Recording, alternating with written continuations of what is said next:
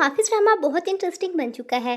अब जवार किसी भी सूरत पारस को खोना नहीं चाहता, पारस भी जवार को खोना नहीं चाहती, लेकिन पारस जवार को पाने की हिम्मत रखती है क्योंकि पारस पर तो किसी किस्म की पाबंदी नहीं, वो जिसे चाहे पाले।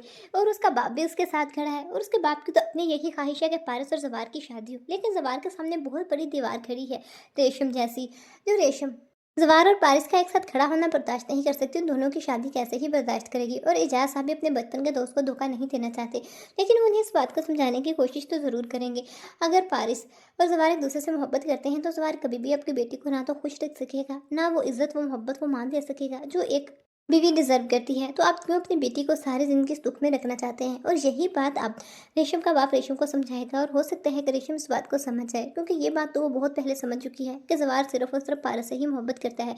जवार का दिल सिर्फ और सिर्फ पारस के लिए ही धड़कता है, वो सिर्फ उसका मुहाफिज ही नहीं, उसका आशिक भी है। इस तरह से जाज साहब खुद बेहजाज साहब के पास जाएंगे अपने बेटे का रिश्ता लेकर, और बेहजाज साहब के लिए तो कोई खुशी का ठिकाना ही नहीं होगा, क्योंकि उनकी तो दिली ख्वाहिश थी कि जवार ही उनका दामाद बनता। तो अब उनकी दिली ख्वाहिश पूरी होने जा रही है और उनका बचपन का दोस्त भी उन्हें मिल गया। इसके बाद बेहजाद एजाज पर इतने एहसानात करेंगे कि उनके गांव में हॉस्पिटल स्कूल सब कुछ बनवाएंगे, और यहाँ तक कि एजाज साहब की कोई ज़मीनें भी उसे वापस दिलाएंगे उसकी दोस्ती और मोहब्बत की खातिर।